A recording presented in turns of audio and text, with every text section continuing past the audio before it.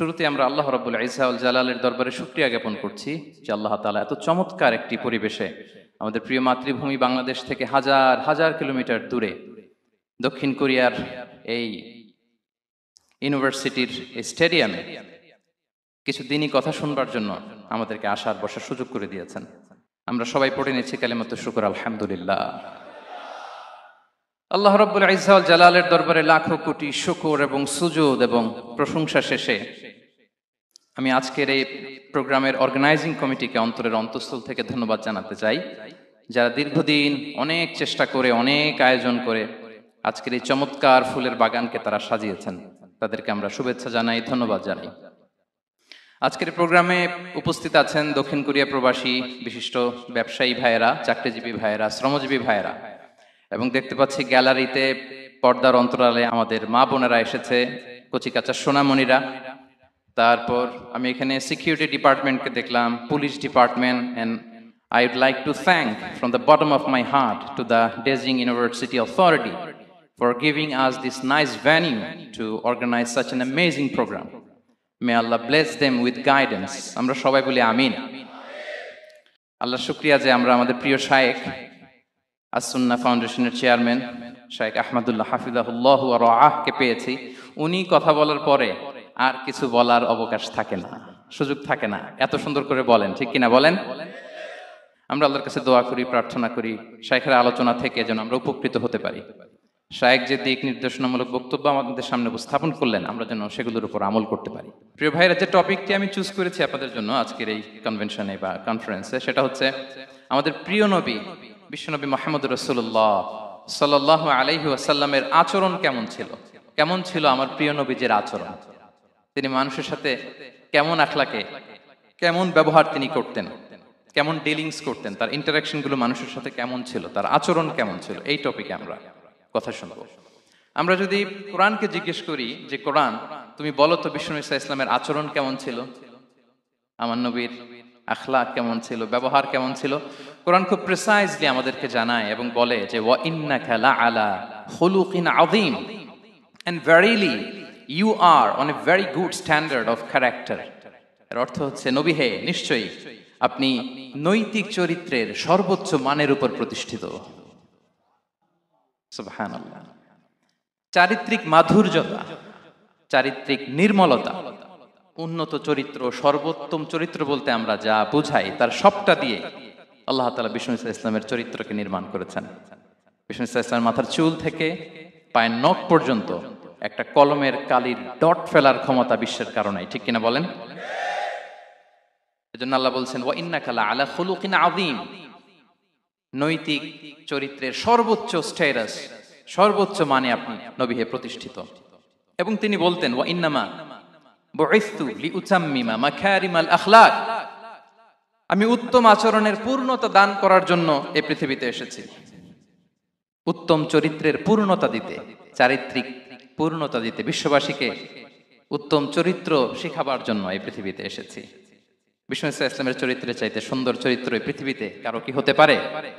আমরা তো আমাদের নেতাদের চরিত্রের ব্যাপারে বলি আমার নেতার চরিত্র ফুলের মতো। আসলে কোথায় কি বলতে হবে এই সেন্সটাই আমাদের নাই। আল্লাহু আকবার। বিষ্ণু ইসলামের চরিত্রের ব্যাপারে স্বয়ং আল্লাহ তাআলা সার্টিফাই করেছেন। এবং আম্মা জান আয়েশা রাদিয়াল্লাহু তাআলা আনহাকে যখন জিজ্ঞেস করা হতো যে হে আম্মা, আপনি বলেন তো আমাদের নবীজির চরিত্র কেমন ছিল, কাইফা কানা খুলুকু রাসূলিল্লাহ, কেমন ছিল নবীর চরিত্র, সাহাবারা বড্ড আগ্রহ নিয়ে জিজ্ঞেস করতেন। আম্মা জান আয়েশা বলেছেন কানা খুলুকুহু আল কোরআন, বিষ্ণু ইসলামের চরিত্র ছিল কোরআনী চরিত্র। কোরআনে যা করতে বলা হয়েছে, যা করতে বারণ করা হয়েছে, তা প্র্যাকটিক্যালি বিশ্বনবীর জীবনে সেটা করে দেখানো হয়েছে। এবং তিনি বলতেন ইনদামা রাসূলুল্লাহ সাল্লাল্লাহু আলাইহি ওয়াসাল্লাম ইয়ামশি আলাল আরদ কাআন্নাল কুরআনা ইয়ামশি আলাইহা, বিষ্ণু ইসলাম যখন রাস্তা দিয়ে হেঁটে যেতেন as if a living Quran is walking on the street, মনে হতো একটা জীবন্ত কোরআন রাস্তা দিয়ে হেঁটে যাচ্ছে। এত সুন্দর ছিল বিষ্ণু ইসলামের চরিত্র। উনি যে নিজেই উত্তম আচরণের ছিলেন তাই নয়, তিনি সর্বোত্তম আচরণ যেন আমরা অর্জন করি এটার ব্যাপারে গুরুত্ব আরোপ করেছেন। রাসূল সাল্লাল্লাহু আলাইহি ওয়াসাল্লামকে জিজ্ঞেস করা হলো নবী হে, কোন জিনিস মানুষকে সবচেয়ে বেশি আল্লাহর জান্নাতে প্রবেশ করাবে?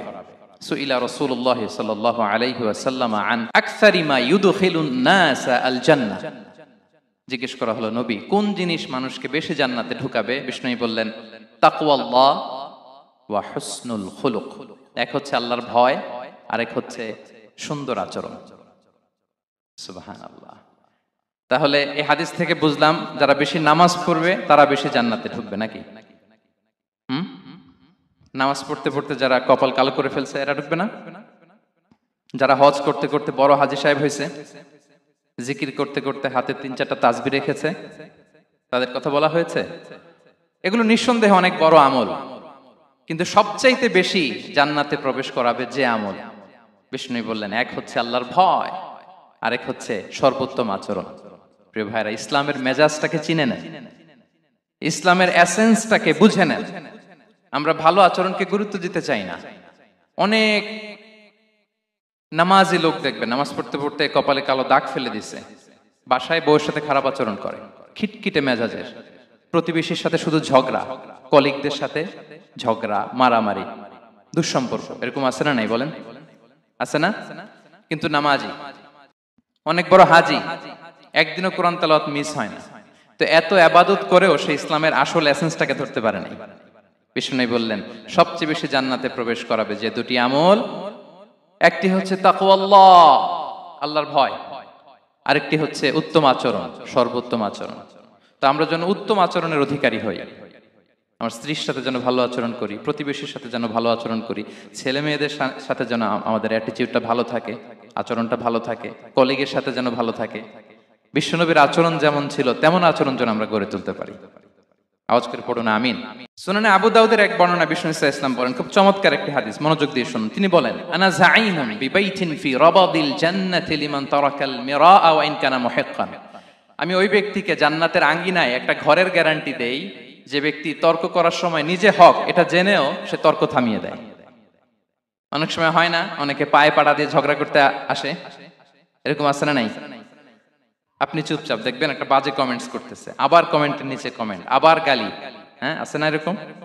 বিষ্ণু বলেন নিজে হক এটা জানার পরেও আর যাতে তর্ক না বাড়ে, যে তর্ক থামিয়ে দেয় জান্নাতের আঙ্গিনায়, তাকে আমি একটা ঘরের গ্যারান্টি দেই। ওয়াবিবাইতিন ফি ওয়াসাতিল জান্নাতি লিমান তারাকাল কাযিবা ওয়া ইন কানা মাযিহান। আর ওই ব্যক্তিকে আমি জান্নাতের মাঝখানে একটা ঘরের গ্যারান্টি দেই যে ব্যক্তি কৌতুক করার সময়ও মিথ্যা পরিহার করে। করতেছে কৌতুক, ফান করতেছে আর কি, হি ইজ কিডিং, ফান করে, কৌতুক করে, কিন্তু কৌতুকের সময়ও সে মিথ্যা বলে না। এই স্বভাব যাদের, তাদেরকে আমি জান্নাতের মাঝ বরাবর একটা ঘরের গ্যারান্টি দেই। এরপর বিষ্ণু কি বলে দেখেন, তিনি বলেন ওয়াবিবাইতিন ফি আ'লাল জান্নাতি লিমান হাসানা খুলুকাহু। আর জান্নাতের একেবারে হাইস্ট পিক অফ প্যারাডাইস, জান্নাতের সর্বোচ্চ স্তরে আমি একটা ঘর বা একটা বাসভবনের গ্যারান্টি ওই ব্যক্তিকে দেই যে তার আচরণটা সুন্দর করেছে, যে সুন্দর আচরণের অধিকারী হয়েছে, তাকে জান্নাতের হাইস্ট পিকে আমি একটা বাসভবনের গ্যারান্টি দেই। তাহলে বলেন তো আমাদের আচরণটা সুন্দর করার দরকার আছে না নাই? এটা খুব ছোটখাটো একটা আমল, তাই না? কথা বলেন দক্ষিণ কোরিয়া প্রবাসী ভাইরা, আওয়াজ করে বলেন এটা কি ছোট আমল? দেখলে সালাম দিব, সুন্দরভাবে কথা বলবো, ভালো উইশ করব, হ্যাঁ, হিংসা জিঘাংসা অহংকার থেকে মুক্ত থাকবো, খিটখিটে মেজাজের হব না, অলওয়েজ স্মাইলিং ফেস থাকবে আমার, হৃদ্যতাপূর্ণ আচরণ। এই কাজটা কি ছোট আমল? আওয়াজ করে বলেন এই আমলটা কি ছোট না বড়? প্রিয় ভাইরা, বিষ্ণু ইসলাম সবার সাথে এরকম মাধুর্যতাপূর্ণ আচরণ করতেন, ছোট থেকে বড়, নারী থেকে পুরুষ, বন্ধু থেকে শত্রু, সবার সাথে সুন্দর আচরণ করতেন। এবং তার এই চমৎকার আচরণে মুগ্ধ হয়ে তার অনেক শত্রু মুহূর্তে তার বন্ধুতে পরিণত হয়েছে। তাহলে আসুন আমরা দেখি আমাদের প্রিয় নবীজির আচরণ কেমন ছিল। শুরুতেই আমরা দেখি যে শিশুদের সাথে বিষ্ণু ইসলাম কেমন আচরণ করতেন, সেটা আমরা শুনব। আমরা যদি থ্রু দ্য লেন্স অফ সিরা অথবা through the lens of Sunnah, Sunnah lens দিয়ে, আমরা তো এক একজন এক এক লেন্স লাগাই, তো দেখবেন যে সুন্দর একটা গ্লাস পরলে যেটা যেই কালার ওইটা দেখা যায়, কিন্তু নীল গ্লাস পরলে গোটা দুনিয়াটা, লাল গ্লাস লাগালে দুনিয়াটা। এই জন্য কোরআনের লেন্স দিয়ে আমরা বিশ্ব দেখি। কোন লেন্স দিয়ে বিশ্ব দেখব? We see the world through the lens of Quran. আজকের আলোচনাটা আমরা করব থ্রু দ্য লেন্স অফ সিরা, সিরাতের আলোকে, সুন্নাহর আলোকে দেখি বিষ্ণু ইসা ইসলাম শিশুদের সাথে তিনি কেমন আচরণ করতেন। বিষ্ণু ইসা ইসলামের কাছে যখন কোনো শিশু নিয়ে আসা হতো, তিনি তাহনিক করতেন। হাদিসে এসেছে, সিরায় এসেছে। তাহনিক কি? খেজুর চিবিয়ে খেজুরের মিষ্টি রস লালাসহ বাচ্চার মুখে লাগিয়ে দিতেন। আলেমদের কাছে, অনেক আলেমদের কাছে আসে, আমার কাছে অনেক এসেছে বাচ্চাদেরকে নিয়ে। তো আমরা এই সুন্নাহর উপর আমল হিসেবে খেজুর চিবিয়ে এর রসটা মুখে ঢুকিয়ে দিয়েছি। বারাকা, বিষ্ণু ইসা ইসলামের বারাকা নেওয়ার জন্য আসতো ছোট্ট বাচ্চাদেরকে নিয়ে। মদিনায় যখন সাহাবারা হিজরত করলেন মক্কা থেকে, মুসলিমদের ঘরে সন্তান সন্ততি নাই, বাচ্চা কাচ্চা হয় না। ইহুদিরা টিটকারি করে, এই তো মুসলমানদের সন্তান নাই।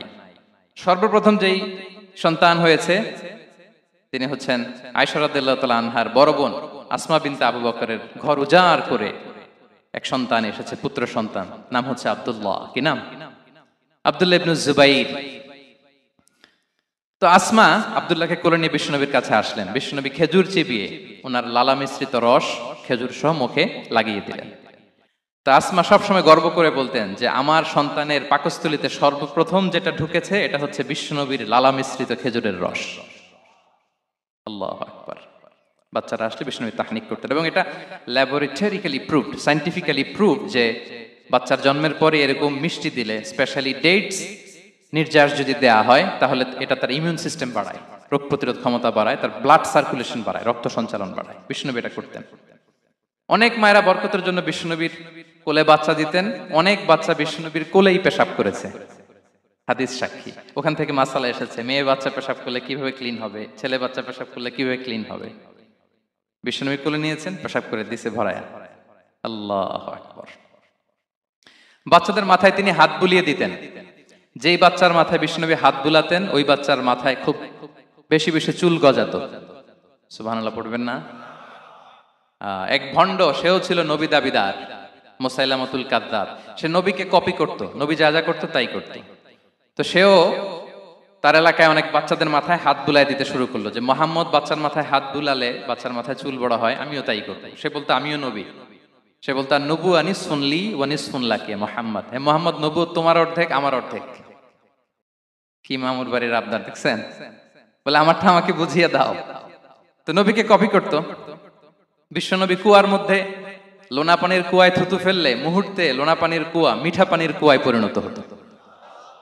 তো এই বদমাসটা যখন কপি করে থুতু মারছে ওদের এলাকার কুয়ায়, ওটা ছিল মিঠা পানি, ওটা মুহূর্তের মধ্যে লোনা পানির কুয়া হয়ে গেছে। তো বিশ্বনবীকে কপি করে সে তার এলাকার নবজাতক বাচ্চাদের মাথায় যখন হাত বুলিয়ে দিতে শুরু করলো, পরবর্তীতে দেখা গেল ওই বাচ্চাগুলো আজীবন ছিল টাক মাথা। চুল বাড়বে তো দূরের কথা, এদের মাথায় চুলই ওঠে নাই। আল্লাহু আকবার, মুজিজাতুন নবী। তো বিষ্ণু মাথায় হাত বুলিয়ে দিতেন, বাচ্চাদেরকে চুমু খেতেন। আপনারা বাচ্চাদেরকে কোলে নেবেন, আদর করবেন, চুমু খাবেন, বিষ্ণুবীর সুন্নাহ এটা। বাচ্চাদের সালাম দিতেন। মাঝে মাঝে বাচ্চাদের সাথে মজা করতেন, তাদের সাথে খেলাধুলা করতেন। বাসার সময় পেলে এটা করবেন, ছেলেমেয়েদেরকে নিয়ে খেলতে নেমে যাবেন। শুধু বাচ্চাদের সাথে ফান করতেন এমন না, ভুল দেখলে শুধরে দিতেন। এক ছোট্ট বাচ্চা কোলে বসে খাবারের প্লেট থেকে এখান থেকে ধরে ওখান থেকে ধরে, তাও বাঁ হাতে। বিষ্ণু বললেন, ইয়া গোলাম সাম্মিল্লাহ, বিসমিল্লাহ বলো। কুলবি ইয়ামিনিক, বাঁ হাতে নয় ডান হাতে খাও। ওয়া কুল মিম্মা ইয়ালিক, আর এদিক সেদিক থেকে নয়, তোমার সামনে যেটা আছে ওইটা খাও। সুবহানাল্লাহ, শুধরে দিতেন। সাদাকার খেজুরের স্তূপ ছিল, জাকাতের খেজুর। হাসান রাদিয়াল্লাহু তাআলা আনহু, বিষ্ণু ইসলামের দৌহিত্র, ছোট্ট মানুষ, হাঁটতে হাঁটতে যে খেজুরের স্তূপের দিকে খেজুর নিয়ে খেলতেছে, হঠাৎ একটা খেজুর খেতে আরম্ভ করলেন। বিষ্ণু বললেন, কিখ কিখ, থামো থামো, ওয়াক থু থু। আমরা যে বাংলা ওয়াক থু বলি, এটার আরবি হচ্ছে কিখ। মানে এই নানা ভাই, রাখো রাখো রাখো। আলা তাআলাম ইন্না লা নাকুলুস সাদাকা, নানা ভাই তুমি জানো না আমরা হাশিমি খানদানের, আমরা সাদাকার মাল খেতে পারি না। আঙ্গুল ঢুকিয়ে মুখ থেকে খেজুর বের করে দিলেন। সুবহানাল্লাহ। এভাবে ছোট্ট বাচ্চাদের ভুলগুলো শুধরে দিতেন, কারেকশন করতেন। সুনানে নাসাইতে এসছে, কানা রাসূলুল্লাহ সাল্লাল্লাহু আলাইহি ওয়াসাল্লাম ইয়াজুরুল আনসার, তিনি যখন আনসারীদেরকে ভিজিট করতে যেতেন, ফায়ুসাল্লিমু আলা সিবিয়ানিহি, আনসারী বাচ্চাদেরকে সালাম দিতেন। আপনারা বাচ্চাদের সালাম দেন তো নাকি? নাকি বাচ্চাদের সালামের জন্য বসে থাকেন? অনেকে মনে করে যে আমি মুরব্বী হাজী সাহেব, 80 বছর বয়স, আমি তো শুধু সালাম পাবো, আমি দিব কেন? এরকম একটা ভুল ধারণা আছে না? সালাম শুধু ছোটরা দিবে, ব্যাপারটা কি এমন না। ছোটরা বড়দের দিবে, বড়রা ছোটদের দিবে, সবাই সবাইকে দিবে। ঠিক কিনা বলেন? ইনশাআল্লাহ বলেন সবাই। ওয়ায়ামসাহু বিরুসিহিম, বাচ্চাদের মাথায় হাত বুলিয়ে দিতেন, ওয়ায়াদউ লাহুম, তাদের জন্য দোয়া করতেন। তাহলে বিশ্বনবীর বাচ্চাদের সাথে আচরণ, ডিলিংস, ইন্টারঅ্যাকশন কেমন ছিল বুঝতে পেরেছেন? একবার এক নামাজে ওনার নাতিদেরকে নিয়ে হাজির হলেন, হাসান হুসাইন রাদিয়াল্লাহু আনহুমাকে নিয়ে। তো নামাজের এক সিজদায় বিশ্বনবী এমন লম্বা সময় সিজদায় পড়ে রইলেন, মাথা আর উঠান না। মুসল্লিরা তো অবাক, সাহাবারা ভাবলেন হায় রে, নবীজি অসুস্থ হয়ে গেলেন নাকি, অথবা ওহী নাজিল হলো নাকি। নামাজ শেষে সাহাবারা জিজ্ঞেস করলেন, ইয়া রাসূলুল্লাহ, আপনি কি অসুস্থ হয়েছেন নাকি ওহী নাজিল হচ্ছিল? এত লম্বা সিজদা দিতে তো কখন দেখি নাই। বিশ্বনবী বললেন, না না, কুল্লুন যালিকা লাম ইয়াকুন, কোনটাই না, বরং ওয়ালাকিন নাবনি ইরতাহালানি, আমার নানা ভাই হাসান হুসাইন সিজদারত অবস্থায় আমার পিঠের উপরে উঠে বসেছিল। ফাকারিহতু আন উআজ্জিলাহু হাত্তা ইয়াকদিয়া হাজাতা, আমি উঠে গেলে তাদের ডিস্টার্ব হবে, এজন্য সিজদায় পড়েছিলাম। যতক্ষণ তাদের পিঠে উঠে খেলতে মনে চেয়েছে তারা খেলেছে, তারা নেমেছে, তারপরে সিজদা থেকে মাথা উঁচু করে দাঁড়িয়েছি। সুবহানাল্লাহি বিহামদিহি। কিন্তু আমরা কাঁধে নিয়ে খেলবো তো দূরের কথা, আমরা অনেকে বাচ্চাদেরকে মসজিদে দেখলেই রেগে যাই, আছে না নাই? অনেক মুরব্বীরা আছে মসজিদে বাচ্চা দেখতে পারে না, দেখবেন হ্যাঁ, খিটখিটে মেজাজের হয়ে যায়, রিঅ্যাক্ট করে। আলহামদুলিল্লাহ গত অনেক বছর ধরে বাংলাদেশে এটা নিয়ে আমরা কন্টিনিউয়াসলি বলেছি যে না, শিশুদেরকে আপনারা মসজিদে আসলে ধমক দিবেন না, ভুল করলে, আওয়াজ করলে, চিৎকার করলেও তাদেরকে বকা দেওয়া যাবে বলেন? আজকে যদিও বকা খেয়ে মসজিদ থেকে ফিরে যায়, আর কোনোদিন মসজিদের দিকে পা বাড়াবে? ও যাবে ক্লাবে, হ্যাঁ, ও যাবে গানের কনসার্টে, আর ফেরাতে পারবেন মসজিদে? আর আসবে না। খবরদার, আপনার একটা ধমকের কারণে মসজিদমুখী কোনো শিশু যেন অন্যদিকে না যায়। বুঝাবেন যে আব্বু, এটা আমাদের ইবাদতগাহ, পবিত্র জায়গা, এখানে দুষ্টামি করতে হয় না, আওয়াজ করতে হয় না, আল্লাহ তোমাকে অনেক গুনাহ দিবে। গুনার ভয় দেখালে কিন্তু বাচ্চারা দুষ্টামি করে না, দেখবেন, ঠিক কিনা বলেন? এই সেন্সটা তাদের আছে, এভাবে বুঝাবেন। মুসনাদে আহমদে একটা হাদিস এসেছে, বিষ্ণু ইসলাম ওনার চাচাতো ভাইদেরকে নিয়ে দৌড় প্রতিযোগিতা করাতেন, লাইন ধরে দাঁড় করাতেন, আর বলতেন, মান সাবাকা ইলাইয়া ফালাহু কাদা ওয়া কাদা, সবাই দাঁড়াও, দেখি কে কার আগে আমাকে দৌড়ে ধরতে পারে, যে ধরতে পারবে তাকে পুরস্কার দেব। আল্লাহু আকবার। এবং বিশ্বনবীর এই কথা শুনে সবাই দৌড়ে যে বিশ্বনবীর ঘাড়ের উপর উঠতো, বুকের উপর উঠতো, ঝাঁপিয়ে পড়তো, বিশ্বনবী সবাইকে ধরে আগলে নিতেন, প্রত্যেকের গালে চুমু খেতেন। পড়েন সুবহানাল্লাহ। এই ছিল শিশুদের প্রতি বিষ্ণু ইসলামের আচরণ। তো আমরা এরকম আচরণ করি কিনা? আমাদের আচরণটা আমাদের বাচ্চা, আমাদের আত্মীয় স্বজনের ছোট ছেলে মেয়ে, আমরা কোথাও শিশুদেরকে যদি দেখি, আমরা তাদের সাথে কিভাবে আচরণ করি, একটু মিলিয়ে নিন কার আচরণ কেমন, এরকম করেন কিনা। আমি আর জিজ্ঞেস করতে চাইলাম না, জাস্ট আস্ক ইউরসেলফ, নিজেকে জিজ্ঞেস করুন যে আমরা আমাদের বাচ্চাদের সাথে এরকম আচরণ করি কিনা। তাহলে প্রথম পয়েন্টটা ক্লিয়ার। আচ্ছা, শিশুদের পার্ট শেষ, এবার দেখি বয়স্কদের সাথে, অ্যাডাল্টদের সাথে বিষ্ণু ইসলামের আচরণ কেমন ছিল, বড়দের সাথে কেমন আচরণ করতেন আমরা। আসুন দেখি। সাহাবারা তো সবচাইতে বেশি বিষ্ণুনবীর সঙ্গ পেয়েছেন, তাই না? তাদের সাথে কেমন আচরণ ছিল? যে আয়াতটি দিয়ে আমি শুরু করেছি, আল্লাহ বলেছেন, ফাবিমা রাহমাতিম মিনাল্লাহি লিনতা লাহুম ওয়ালাউ কুনতা ফাযযান গালিযাল কলবি লানফাদ্দু মিন হাওলিক। সাহাবারা বিষ্ণুনবীর এত ভালোবাসা পেয়েছেন, এত সুন্দর আচরণ পেয়েছেন, তারা বিশ্বনবীকে সবসময় আগলে রাখতে চাইতেন, ঘিরে থাকতে চাইতেন, তার সঙ্গ ছাড়তে চাইতেন না। পড়েন সুবহানাল্লাহ। বাসায় ভাল লাগে না, বিশ্বনবীর কাছে চলে যেতেন।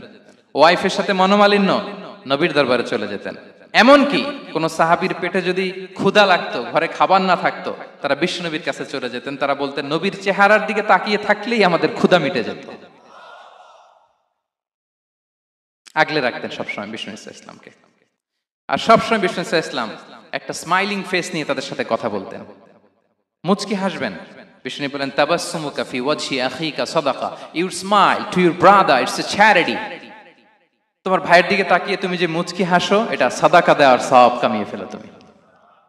এবং সাহাবারা বলতেন, মা রাআইতু আহাদান আকসারা তাবাসসুমান মিন রাসূলিল্লাহ সাল্লাল্লাহু আলাইহি সাল্লাম। বিশ্বনবীর চাইতে বেশি কাউকে আমরা কোনোদিন মুচকি হাসি দিতে দেখিনি। মুচকি হাসেন তো আপনারা? মুচকি হাসবেন, হাসলে যদি সাদাকার সওয়াব হয়, তো আমরা মুখ গোমরা করে রাখবো কেন? দেখবেন, যিনি মুচকি হাসে তাকে সবাই পছন্দ করে, আর যিনি গোমরা মুখ থাকে তার দেখতে ভালো লাগে। আমার ভালো লাগে না, আপনাদের লাগে? হাসি কিন্তু সংক্রামক, ইতিবাচক ভাবে সংক্রামক। আপনি হাসলে দেখবেন হেসে হেসে কথা বলে, যার সাথে বলতেছেন তারও একটা হাসি। আপনি গোমরা মুখ থাকলে ওই ব্যক্তিও গোমরা মুখ, ঠিক কিনা বলেন? এবং মুচকি হাসলে স্বাস্থ্য ভালো থাকে, মানসিক স্বাস্থ্যের সাথে এটা সম্পর্ক আছে। দেখেন বিষ্ণু ইসলাম কেমন কনসিডারেট ছিলেন। বিশ্বনবী যদি কারোর সাথে মুসাফা করতেন, ভাই একটু হাত মিলান তো, এই যে ওই লোক হাত সরানোর আগে বিশ্বনবী হাত সরাতেন না। যখন উনি হাতটা টান দিতেন তখন নবী হাত টান দিতেন। কারোর সাথে কথা বলার সময় এইভাবে আর চোখে তাকাতেন না, এইভাবে না, কথা বলতে হইলে ঘুরে তার দিকে হয়ে তাকে সম্মান দিয়ে রেসপেক্ট দিয়ে কথা শুরু করতেন। কেউ কোনো গুরুত্বপূর্ণ কথা কানে কানে বলতে চাইলে তিনি কথা শেষ না হওয়া পর্যন্ত মাথা সরাতেন না। সুবহানাল্লাহ, আসতে বলেন। আল্লাহু আকবার, আল্লাহু আকবার। একটু মিলিয়ে নেই, আসলে কি আমরা পারি এত চমৎকার আচরণ উপহার দিতে? কতটা কনসিডারেট ছিলেন দেখেন। এক বেদুইন, অক্ষর জ্ঞানহীন মানুষ, সভ্যতার ছোঁয়া তার মধ্যে লাগেনি। সে মসজিদে নববীতে ঢুকে একবার মসজিদে নববীর মাঝখানে পেশাব করা শুরু করলেন। কি করা শুরু করলেন? কোথায়? টয়লেটে? কোথায়? ইসলামের সবচাইতে দ্বিতীয় সবচাইতে পবিত্র জায়গা বিশ্বনবীর মসজিদের মাঝখানে। সাহাবারা তাকে মারতে উদ্ধত হলেন। বিশ্বনবী বললেন, দাও, থামো থামো, এই থামো থামো। কারণ প্রস্রাব করার সময়, টয়লেট করার সময় হুট করে কাউকে ধমক দেওয়া যায় না, ডাকা যায় না, দরজায় বড় নক করা যায় না, করলে তার ক্ষতি হতে পারে, এটা করবেন না। বিষ্ণু বললেন, দাও ওয়া হারিকু আলা বাউলিহি সাজলান মিন মা, এই রাখো রাখো, বেচারাকে পেশাব করতে দাও, করতে দাও, করতে দাও, পেশাব করতে দাও। সে পেশাব শেষ করলো। বিষ্ণু বললেন, এক বালতি পানি ঢেলে দাও। এই এক বালতি পানি বালুতে মিশে জায়গাটা পরিষ্কার হয়ে যাবে। এরপর বিষ্ণু ইসলাম বললেন, ফাইন্নামা বুইসতুম মুয়াসসিরিন ওয়া লাম তুবআসু মুআসসিরিন, তোমরা এত কঠোর হচ্ছ কেন? আল্লাহ তো তোমাদেরকে কঠোর করে পৃথিবীতে পাঠাননি, সহজপন্থী করে আল্লাহ তাআলা আমার এই উম্মতকে পৃথিবীতে পাঠিয়েছে। পড়েন সুবহানাল্লাহ। দেখেন কত চমৎকার আচরণের ছিলেন। এবং পরে লোকটাকে বুঝিয়ে বললেন, সে কালিমা পড়ে মুসলমান হয়ে গিয়েছে। আল্লাহু আকবার। এই ছিল বিষ্ণু ইসলামের ইন্টারাকশন সাহাবাদের সাথে। এবং সাহাবাদের জন্য তিনি দোয়া করতেন প্রাণ ভরে। প্রিয় ভাইরা, দোয়া চাওয়া, দোয়া করা দুটোই সুন্নাহ। প্রাণ ভরে তিনি সাহাবাদের জন্য দোয়া করেছেন। বিষ্ণু ইসলাম একবার ওয়াশরুম সেরে এসে দেখলেন কে যেন অজুর পানি রেখে গিয়েছে। জিজ্ঞেস করলেন, কে রেখেছে? বলা হলো, আব্দুল্লাহ ইবনে আব্বাস রেখে, ছোট্ট আব্দুল্লাহ। বিষ্ণু ইসলাম খুশি হয়ে গেলেন, হায় রে, সে কিভাবে খেয়াল করলো, আমি এখন ওয়াশরুম থেকে আসলেই তো আমার অজুর পানি লাগবে।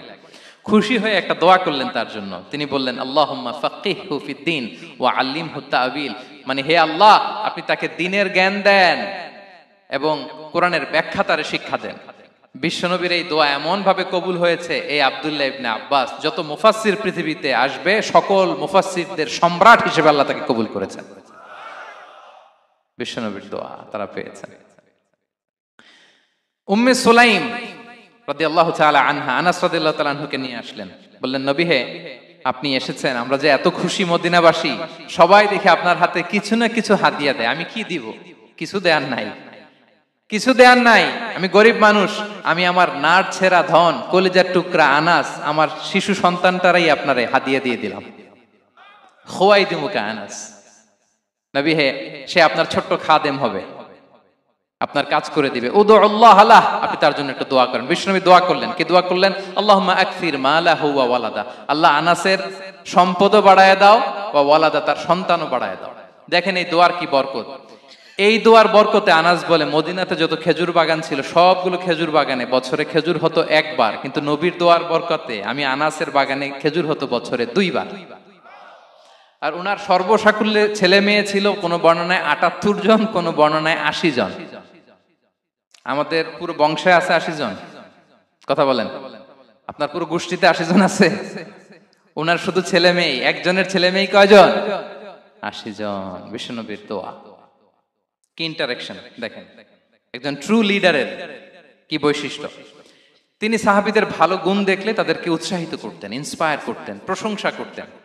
আবু মুসা আল-আশআরী রাদিয়াল্লাহু তাআলা আনহু, তিনি রাত জেগে চমৎকার কণ্ঠে তেলাওয়াত করতেন। একদিন তার ঘরের পাশ দিয়ে বিষ্ণুনবী যাচ্ছিলেন। পরের দিন বললেন, আবু মুসা, আমি কিন্তু তোমার কণ্ঠ শুনেছি, বড় সুরেলা গলা তোমার। লাকাত উতিতা মিজমারান মিন মাজামিরি আলি দাউদ, দাউদ নবীর গলায় আল্লাহ যে সুরের ঝংকার দিয়েছেন, এই উম্মতের মধ্যে আল্লাহ তোমার গলায় সেই সুরের লহরী ঢেলে দিয়েছেন।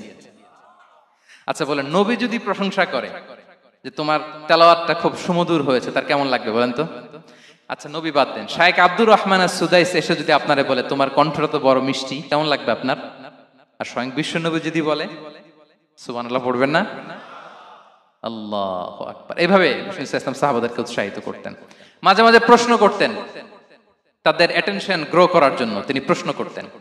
একবার বলেন দেখি, কে বলতে পারে ইন্না মিনাশ শাজারি শাজারা লা ইয়াসকুতু ওয়ারাকুহা মাসালুহা মাসালুল মুমিন, একটা গাছ আছে এই গাছের পাতা ঝরে না, এর দৃষ্টান্ত মুমিনের দৃষ্টান্ত। কে পারো দেখি? কোন সাহাবী পারে না, কারণ তারা ভাবতেছিল দূরের ওই সিরিয়ার কোন গাছ হবে, অমুক জায়গার মরুভূমির গাছ হবে, ঘরের পাশে যে খেজুর গাছ ওইটা আর কেউ ভাবে না। ভাবছে প্রশ্ন যেহেতু করছে, এত সহজ উত্তর হইলে তো প্রশ্ন করার কথা ছিল না। তারা এইটা বলে ওইটা বলে, ক্যাকটাস গুলমলাতা ওই গাছ, নবী বলে না, ইন্নাহা আন-নাখলা, এটা খেজুর গাছ। কি গাছ? তো আব্দুল্লাহ ইবনে ওমর তখন খুব ছোট, তিনি মনে মনে ধরে ফেলছিলেন, কিন্তু ভয়ে বলে না। তো বাসায় যে ওমর রাদিয়াল্লাহু আনহু বলে, আব্বা আপনারা কেউ পারেন না, আমি তো জানতাম এটা খেজুর গাছ, তো বললা না যে? আব্দুল্লাহ বলে আপনি পারেন না, অন্যান্য সাহাবারা বাচ্চা ছাড়া কেউ পারে না, আমি কেমনে কই? ওমর রাদিয়াল্লাহু বললেন আজকে যদি তুমি বলতে পারতে লাল উট পেলে আরবরা যে যত খুশি হয় আমি তার চেয়েও বেশি খুশি হয়ে যেতাম। নবীর সামনে আমার বুকটা এত বড় হয়ে যেত। আল্লাহু আকবার। দেখেন প্রশ্ন ছুড়ে দিয়ে মনোযোগ আকর্ষণ করতেন সাহাবাদের, রসিকতা করতেন মাঝে মাঝে। রসিকতা, এক সাহাবী বলেন ইয়া রাসূলুল্লাহ আমার চলতে বড্ড কষ্ট হয়, আপনি যদি দয়া করে আমাকে একটা উট দিতেন তাহলে আমি রাইড নিতাম এটার উপরে, এটা দিয়ে চলতাম, সফরের কষ্ট কমে যেত। বিষ্ণু বলেন যাও ঠিক আছে, তোমাকে একটা উটের বাচ্চা দিব। কি দিব? সাহাবী বলেন ইয়া রাসূলুল্লাহ আমি চাইলাম কি আর আপনি বললেন কি? আমার তো লাগবে এমন উট যেটা দিয়ে মরুভূমিতে চলা যায়। বিষ্ণু বলেন ওই উটটাও তো অন্য কোনো না কোনো উটের বাচ্চা। সুবহানাল্লাহ পড়বেন না? ছোট্ট কথা, দেখেন কি রসিকতা, কি সেন্স অফ হিউমার। সুবহানাল্লাহ। সাহাবীদের সাথে এক কাতারে মিশে কাজ করতেন, নিজ হাতে সাহাবীদের সাথে মিশে কি করেছেন? মসজিদে নববী নির্মাণ করেছেন। পঞ্চম হিজরিতে নিজে মরুভূমির বালু খনন করে পেটে পাথর বেঁধে পরীক্ষা খনন করেছেন সাহাবীদের সাথে। True leader. শুধু তাই নয়, সাহাবারা ভালো পরামর্শ দিলে সেটা অ্যাকসেপ্ট করতেন। আমাদের মধ্যে অনেকের একটা ইগোইস্টিক ঝামেলা আছে, বাড়ির কাজের মেয়ে বলছে, কাজের ছেলে বলছে, এই আমার স্টাফ বলছে, এটা আমি কেন শুনবো? এরকম একটা মেন্টালিটি অনেকের আছে না নাই? অনেক সময় তাদের মধ্য থেকেও ভালো পরামর্শ আসতে পারে না? বলেন পারে কিনা? বিশ্বনবী দেখতেন কেউ ভালো পরামর্শ দিলে সেটা পিক করতেন, নিয়ে নিতেন। বদরের যুদ্ধে মুসলিম সৈন্যরা কোথায় ক্যাম্প করবে, বিশ্বনবী হঠাৎ একটা জায়গায় ক্যাম্প স্থাপনের নির্দেশনা দিলেন। হাব্বাব ইবনুল মুনজির রাদিয়াল্লাহু তাআলা আনহু তিনি বললেন ইয়া রাসূলুল্লাহ অনুমতি দিলে একটা কথা বলবো। কি কথা? এই যে আপনি ক্যাম্প স্থাপন করলেন এখানে, এটা কি আল্লাহর আদেশে না আপনার ইচ্ছায়? নবী বললেন আমার ইচ্ছা, এটা আল্লাহর আদেশ নয়। তাহলে ঠিক হয় নাই, লোকেশন সিলেকশন ঠিক হয় নাই। তাহলে কোথায়? হাব্বাব বললেন ইয়া রাসূলুল্লাহ ওই যে কূপ দেখা যায় ওখানে, দ্যাটস আওয়ার লোকেশন, ওখানে করলে ভালো হবে। কেন? বলতেছে আমরা ওখানে ব্যারিকেড দিয়ে রাখবো, পানি আমাদের কন্ট্রোলে থাকবে, কুরাইশরা পানির অভাবে যুদ্ধ ছাড়াই মরবে, আমরা পানি খেয়ে যুদ্ধ করবো। সুবহানাল্লাহ বলেন। বিশ্বনবী সাথে সাথে হাব্বাবের কথা মেনে নিলেন, বলে যে না আমি যে ডিসিশন দিয়েছি সৈন্যদের মধ্যে আবার ছড়িয়ে দাও, we should change our location. আল্লাহু আকবার। তাহলে সাহাবাদের সাথে ইন্টারেকশন কি ফ্র্যাঙ্কলি, কি ওপেন মাইন্ডেড। সুবহানাল্লাহ বিহামদি। তাহলে শিশুদের সাথে গেল, বড়দের সাথে সাহাবাদের সাথেও গেল।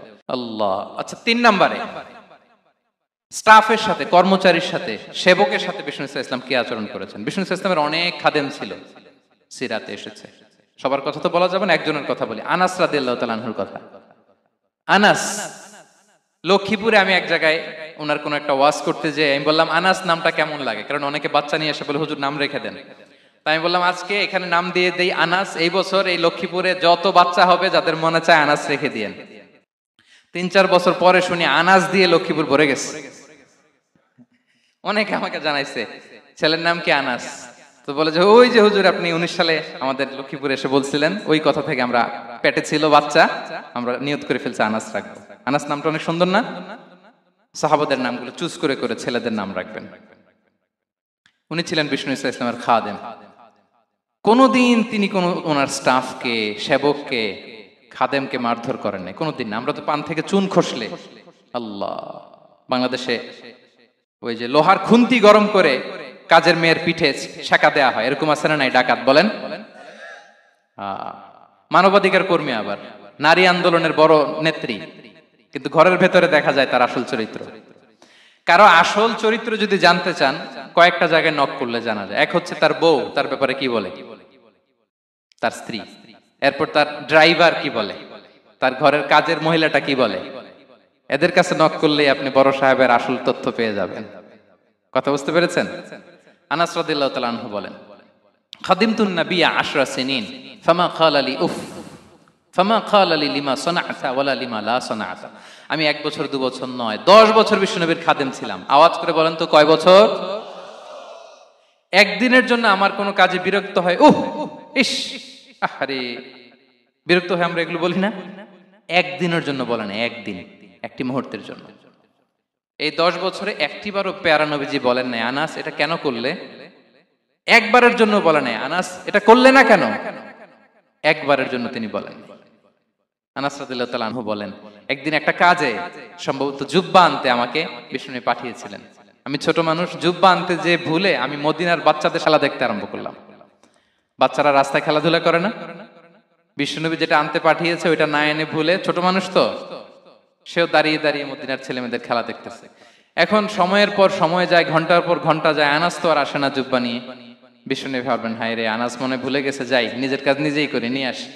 বিষ্ণুনবী বেরোলেন, বেরোই দেখে ওই তো আনাস, আমার আনাস বাচ্চাদের সাথে খেলা দেখতেছে।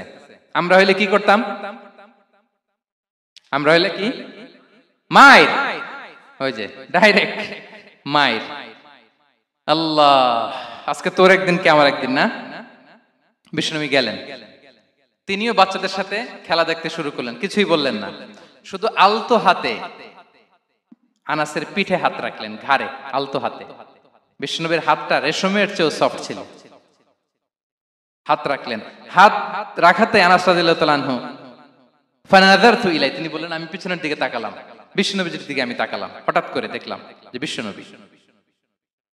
তাকানোর পর পর আমি ভয় পেয়ে গেলাম, কিন্তু বিষ্ণু সাল্লাল্লাহু আলাইহি ওয়াসাল্লাম ধমকও দেয় নাই, কিরে আনাস তুই এখানে, এটাও বলে নাই।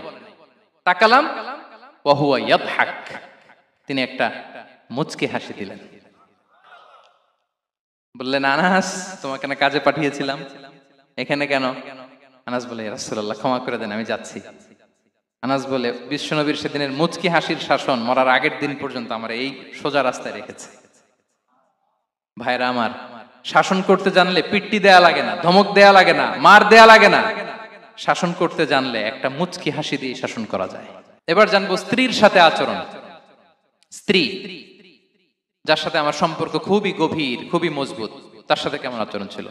সিরাতে অনেক কথা এসেছে, আমাদের সময় নেই, সংক্ষেপে বলি। স্ত্রীদের তিনি আগে সালাম দিতেন, মসজিদ থেকে ঘরে পৌঁছে দিতেন, ঘরের কাজে সহযোগিতা করতেন, ওঠে ওঠার সময় হেল্প করতেন, মাঝে মাঝে স্ত্রীদের পরামর্শও নিতেন। আপনারা এগুলো করেন তো? করেন? এই যে আওয়াজ নাই, পেছনে কিন্তু ভাবিরা বসে আছে সবাই। উল্টা পাল্টা বললে এখানে উইটনেস আছে, খবর আছে আজকে। এগুলো করেন? করেন? হ্যাঁ, করতে হবে, করতে হবে।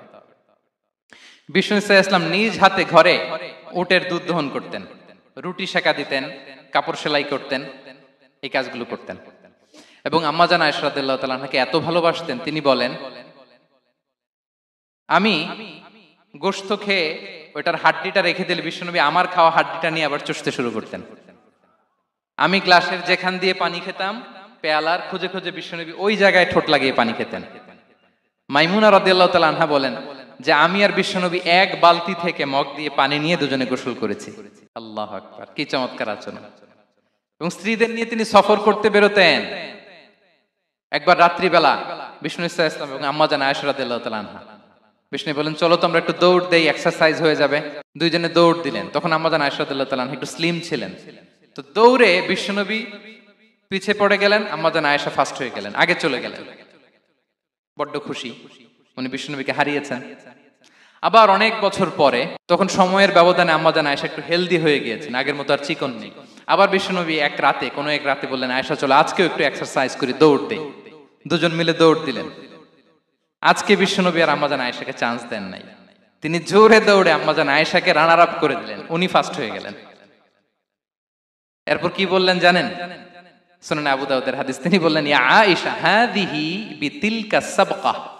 দেখেন বিশ্বনবী মনে রাখছেন, নোটে রাখছেন। বিষ্ণু বলেন, আয়েশা, ওই যে এত বছর আগে কোন এক রাতে মরুভূমিতে দৌড়ে আমাকে হারাইছিলা, আজকে ওইটার বদলা নিয়ে নিলাম। তিলকা সাবকা, ওইটার বিনিময়ে এটা। ওই দিন তুমি জিতছিলা, আজকে তোমার উপর আমি জিতে গেলাম। কি হৃদ্যতা ছিল, কি সম্পর্ক ছিল স্ত্রীর সাথে। তাই বলে মনে করবেন না যে কোনো মনোমালিন্য হতো না, হতো।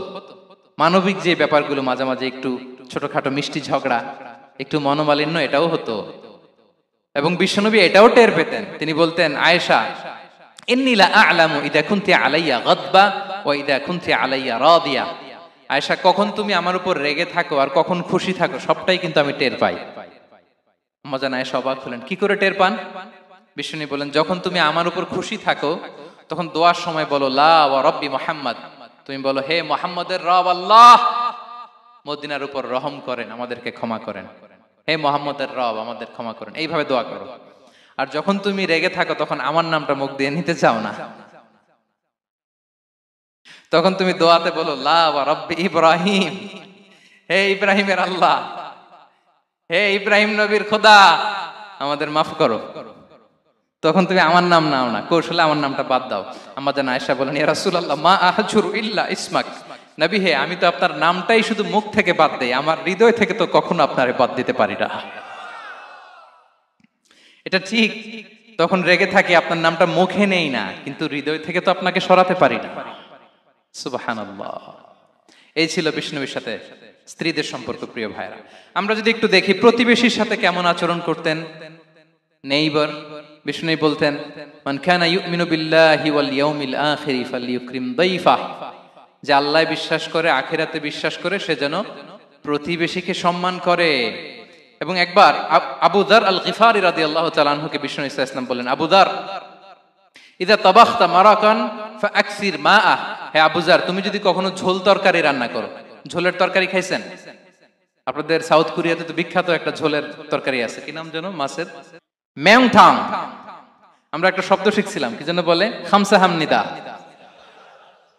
কয়েকটা শব্দ শিখাই দিছে ভাইরা আমাকে। তো এই যে নামটা বললাম, ঝোলের মধ্যে ট্যাংরা মাছ, শিং মাছ ঝোল দেয়া একটা তরকারি।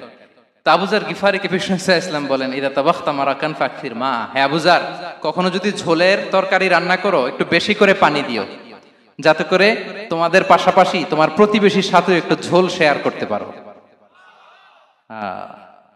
প্রতিবেশীকে এত গুরুত্ব দিতেন। তিনি বলতেন, লাইসাল মুমিন আল্লাযী ইয়াশবা ওয়া জারুহু জাইউন ইলা জামবিহি, সে মুমিন নয় যে পেট পুরে খায় আর তার প্রতিবেশী না খেয়ে রাত যাপন করে, সে মুমিন নয়। দেখেন প্রতিবেশীকে কত গুরুত্ব তিনি দিয়েছেন। বিশ্বনবীর এক ইহুদি প্রতিবেশী ছিল। কোন ধর্মের? সবাই বলেননি, একসাথে আওয়াজ করে বলেন, কোন ধর্মের প্রতিবেশী? ওই ইহুদির এক ছেলে বিশ্বনবীর কিছু কাজ করে দিতেন। অনেকদিন হলো ছেলেটা আসে না। খোঁজ নিলেন, শুনলেন সে অসুস্থ। শুনলেন ইহুদি ছোট্ট ছেলেটা কি, বিশ্বনবী দেখতে গেলেন। মুসলিম শিশুকে দেখতে গেলেন নাকি? কোন ধর্মের শিশু? তার মানে আপনার প্রতিবেশী যদি হিন্দু হয়, বৌদ্ধ হয়, খ্রিস্টান হয়, দ্যাট ডাজন্ট ম্যাটার, আপনি তার বিপদে আপদে পাশে থাকবেন। এটাই ইসলামের শিক্ষা, ঠিক কিনা বলেন? এই যে আপনাদের এখানে বুদ্ধিস্ট নেইবার আছে, হিন্দু নেইবার আছে, খ্রিস্টান নেইবার আছে, তারা বিপদে পড়লে তো আপনার যাওয়ার দরকার নাই না? যাবেন, খোঁজ খবর নিবেন, ভিজিট করবেন, পাশে দাঁড়াবেন। আপনি যে তাদের খোঁজ খবর নিতেছেন, মুসলিম হয়েও আপনি এত চমৎকার আচরণের, এটা দেখেই অনেকে কালিমা পড়ে মুসলমান হয়ে যাবে। এটাই তো দ্য বিউটি অফ ইসলাম, ইসলামের সৌন্দর্য। বিশ্বনবী হিন্দু মুসলিম ইহুদি বাছেন নাই, ছোট্ট ইহুদিটাকে দেখতে গেলেন। যে দেখে হায় রে, কাতর হয়ে সে বিছানায় মৃত্যু শয্যায় শুয়ে আছে। বাচ্চাটার মাথায় হাত বুলিয়ে দিলেন। হাত বুলিয়ে বাচ্চাটাকে, ইহুদি বাচ্চাটাকে বললেন, আসলিম, হে শিশু, তুমি ইসলাম ধর্ম গ্রহণ করো। এখন ছোট্ট মানুষ, তার বাবা আবার পাশে দাঁড়িয়ে আছে, আব্বা কি বলে না বলে, সে নাযারা ইলা ওয়াজহি আবি, বাবার দিকে তাকালেন। তা বাবা বলে, আতি আবুল কাসিম, মানে বিষ্ণু ইসলামের কুনিয়াত, বড় ছেলে ছিল কাসেম, তাকে বলা হতো আবুল কাসেম। ইহুদি বাবা বলল, মোহাম্মদ যা বলে তাই করো। সাথে সাথে সে পড়ল আশহাদু আল্লা ইলাহা ইল্লাল্লাহ ওয়া আশহাদু আন্না মুহাম্মাদুর রাসূলুল্লাহ। বিশ্বনবী বেরোয়ার সময় বললেন আলহামদুলিল্লাহিল্লাযী আনকাযাহু মিনান নার, প্রশংসা সে আল্লাহ যে একটু আগে জাহান্নামী হওয়ার কথা ছিল, মুহূর্তে কালেমার মধ্য দিয়ে তাকে জান্নাতি বানিয়ে দিলেন। দেখেন প্রতিবেশীর সাথে কি আচরণ। ইহুদি প্রতিবেশীর পাশে দাঁড়িয়েছেন, অসুস্থ, ভিজিট করেছেন। আমরা যেন আমাদের প্রতিবেশীর খোঁজ রাখি। অভুক্ত প্রতিবেশী রেখে আপনি পেট পুরে খেয়ে তাহাজ্জুদ পড়লে ওই তাহাজ্জুদ আল্লাহর দরবারে যাবে না। খবরদার, খবরদার, আমরা যেন প্রতিবেশীর সাথে সুসম্পর্ক রাখি। এবার যুদ্ধবন্দীদের সাথে বিষ্ণু ইসলাম কেমন আচরণ করেছেন। যুদ্ধবন্দী, POW, প্রিজনার অফ ওয়ার, যুদ্ধবন্দী পর্যন্ত যুদ্ধ হয়েছে, প্রতিপক্ষ হেরেছে, আমরা জিতেছি, তাদেরকে বন্দী হিসেবে আমরা পেয়েছি, তাদের সাথে ইসলাম কি আচরণ করতে বলে। আমরা তো অনেক যুদ্ধবন্দীদের ইতিহাস জানি পৃথিবীতে। আবু গারিব কারাগারের কথা শুনেছি আমরা ইরাকে, ঠিক কিনা? হ্যাঁ, পশ্চিমারা কি নির্যাতন করেছে। আমরা কিউবার গুয়ান্তানামো বের কথা শুনেছি, কি অমানবিক নির্যাতন তারা করেছে, কি টর্চার সেল তারা ওখানে করেছিল। সম্প্রতি আমরা আমাদের বাংলাদেশে আয়নাঘরের কথাও শুনেছি। তো আয়নাঘরে যাদেরকে টর্চার করা হয়েছে এরা যুদ্ধবন্দী? এরা তো কারাবন্দী, তাও অন্যায় ভাবে। এনফোর্স ডিসঅ্যাপিয়ারেন্স ছিল, অন্যায় ভাবে তাদেরকে গুম করা হয়েছে। অন্যায় ভাবে বছরের পর বছর যাদেরকে এভাবে কষ্ট দেয়া হয়েছে, ফ্যামিলি থেকে দূরে রাখা হয়েছে, কিয়ামতের দিন তাদেরকে আল্লাহ জালেমের কাতারে দাঁড় করাবে। ইসলাম কারাবন্দীদের দূরের কথা, যুদ্ধবন্দীদের সাথে ভালো আচরণের কথা বলেছে। আল্লাহ বলেন ওয়ায়ুতঈমুনা তুআমা আলা হুব্বিহি মিসকিনাও ওয়া ইয়াতীমা ওয়া আসীরা। বিশ্বাসীরা গরিব দুঃখীদের যেমনি খাবার খাওয়ায়, যুদ্ধবন্দীদেরও খাবার খাওয়ায়, যুদ্ধবন্দীদেরও খাবার খাওয়ায়। এবং বিষ্ণু বলেছেন ইস্তাউসু বিল উসারা খায়রা, যুদ্ধবন্দীদের সাথে তোমরা ভালো আচরণ করো। বদরের যুদ্ধে 70 জন বন্দী হয়ে আসলো। বিশ্বনবী 70 জনকে সাহাবাদের মধ্যে ভাগ করে দিলেন, বললেন তোমরা খারাপটা খাবে, বন্দীদেরকে ভালোটা খাওয়াবে। কি নমুনা স্থাপন করেছে ইসলাম। সুমামা ইবনে উসাল রাদিয়াল্লাহু তাআলা আনহু নামে এক যুদ্ধবন্দীর ছোট্ট ঘটনা বলে আমি পয়েন্টটা শেষ করছি। ইয়ামামার বড় লিডার ছিলেন, যুদ্ধবন্দী হয়ে মদিনায় আসলেন, নাম সুমামা ইবনে উসাল রাদিয়াল্লাহু তাআলা আনহু। তখন মুশরিক ছিলেন, যুদ্ধবন্দী হিসেবে আনা হলো। তাকে মসজিদে নববীর পিলারের সাথে রশি দিয়ে বাঁধা হলো। বিষ্ণু বললেন সুমামা, কি অবস্থা তোমার, কেমন লাগে, তোমার সাথে কেমন আচরণ করা হবে বলো। বললেন মুহাম্মদ, তুমি চাইলে মারতেও পারো, বাঁচিয়েও রাখতে পারো। বিষ্ণু বললেন সুমামা, এ দুনিয়াটাই শেষ নয়, আখিরাতে বিশাল এক জগৎ পড়ে আছে। তুমি যদি শাহাদা বাক্য পড়ো আমাদের ভাই হয়ে যাবা, তোমার সেফটি সিকিউরিটির দায়িত্ব আমাদের, আমরা তোমরা সবাই মিলে এক। তারপর একে একে বিশ্বনবী তার সাথে ইসলামের সৌন্দর্যগুলো তুলে ধরলেন। সালাত কি, যাকাত কি, এগুলো বুঝালেন। বাড়িতে যেয়ে বললেন সবচেয়ে ভালো খাবার রান্না করো, একজনকে দিয়ে মসজিদে পাঠালেন। যুদ্ধবন্দীর সাথে কি আচরণ দেখছেন। এরপরের দিন বিশ্বনবী আবার তাকে ইসলামের দাওয়াত দিলেন। এরপর বাড়িতে এসে একজনকে বললেন যাও আমার ওই উটের দুধ দহন করে তাকে এক পেয়ালা গরম দুধ দিয়ে আস। আমরা জামাইকেও তো এরকম সমাদর করি না, কি বলেন। তৃতীয় দিন বিশ্বনবী আবার খাবার নিয়ে গেলেন, আবার ইসলামকে তুলে ধরলেন। সুমামা তো অবাক, যুদ্ধবন্দীদের সাথে মুসলমানরা এরকম আচরণ করে। 3 দিন ধরে লাগাতার যখন ইসলামকে প্রেজেন্টেশন শেষ, বিষ্ণু বললেন যাও এবার সুমামা ইবনে উসালের রশিটা খুলে তাকে ছেড়ে দাও। সাহাবারা বললেন বলেন কি ইয়া রাসূলুল্লাহ, ভয়ঙ্কর, বিশ্বাসঘাতকতা করবে, মেরে ফেলবে আমাদের। বিষ্ণু বললেন না, আমি যা জানি তোমরা তা জানো না, ছেড়ে দাও। সুমামাকে ছেড়ে দেয়া হলো।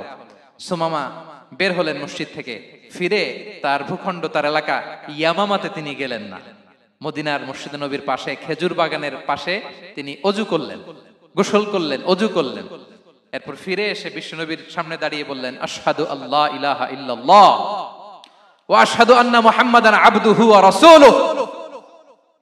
আমি সাক্ষ্য দিচ্ছি আল্লাহ ছাড়া কোনো ইলাহ নেই, আপনি আল্লাহর প্রেরিত রাসূল। হে মুহাম্মদ, আপনার চাইতে নিকৃষ্ট মানুষ আমার কাছে কেউ ছিল না, কিন্তু এখন থেকে আপনার চাইতে কোনো প্রিয় মানুষ আমার জীবনে নেই। ইসলামের চাইতে নিকৃষ্ট কোনো ধর্ম আমার জানা ছিল না, আজ থেকে ইসলামের চাইতে প্রিয় ধর্ম আমার কাছে নেই। মদিনার চেয়ে নিকৃষ্ট কোনো শহর আমার কাছে ছিল না, সবচেয়ে অপছন্দের শহর, আজ থেকে মদিনার চেয়ে প্রিয় শহর আমার কাছে নেই। দিস ইজ ইসলাম। বিশ্বনবী বললেন হে নবী, আপনি আমাকে উমরার অনুমতি দিন। তিনি উমরা করতে গেলেন, বিষ্ণু নবী তাকে তালবিয়া শিখিয়ে দিলেন। এই প্রথম কেউ মুসলিম সুমামা ইবনে উসাল, উনিই প্রথম মুসলিমদের মধ্যে উমরা করেছেন তালবিয়া পড়তে পড়তে, লাব্বাইক আল্লাহুম্মা লাব্বাইক পড়তে পড়তে। উমরা করা শেষে ইয়ামামা থেকে গম আসতো মক্কায়, ওই গম পিষে রুটি বানিয়ে মক্কাবাসী খেয়ে বেঁচে থাকতো। উনি ঘোষণা দিলেন, মুহাম্মাদের অনুমতি ছাড়া ইয়ামামার একটি গমের দানা আজ থেকে মক্কায় পৌঁছবে না। সুবহানাল্লাহ পড়বেন না? এই যে আমেরিকা যে ইকোনমিক স্যাংশন দেয়, এটা শিখছে উমামা ইবনে উসাল রাদিয়াল্লাহু তাআলা আনহুর কাছ থেকে। আল্লাহু আকবার।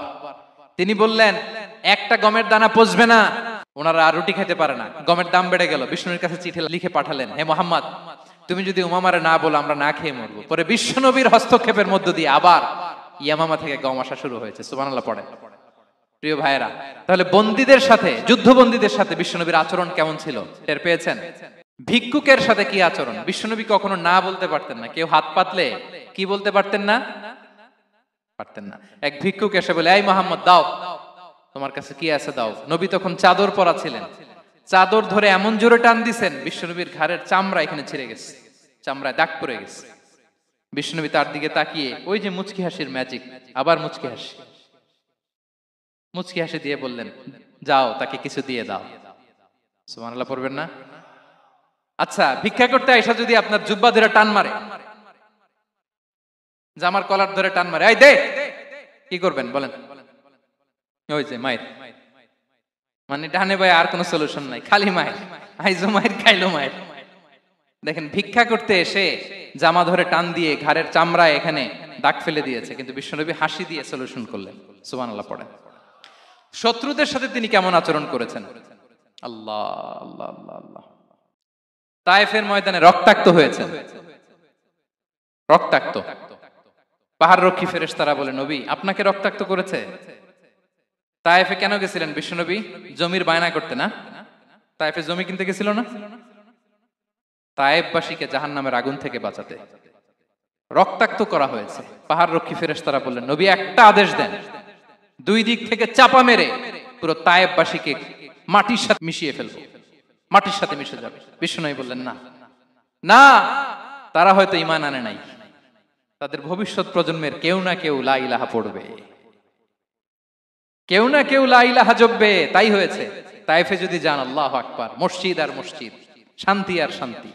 আল্লাহু আকবার। উহুদের ময়দানে দাঁত শহীদ হয়েছে, রক্তাক্ত হয়েছে, হেলমেট ভেঙে কপালে পাথর ঢুকেছে।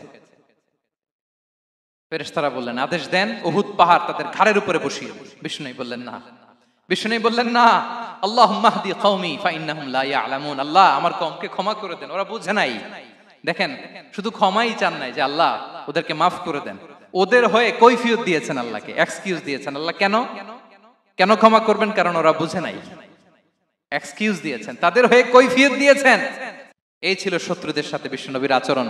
যুদ্ধের ময়দানে ঘোষণা দিতেন, খবরদার ওদের নারীদের গায়ে হাত দিবে না, শিশুদের গায়ে হাত দিবে না, গবাদি পশু মারবে না, কোন পাদ্রীর গায়ে হাত দিবে না। গোটা বিশ্বের কেউ, কোন যুদ্ধের সেনাপতি যুদ্ধের ময়দানে এমন মানবতা দেখাতে পারে না। চিল্লায় বলেন ঠিক কিনা?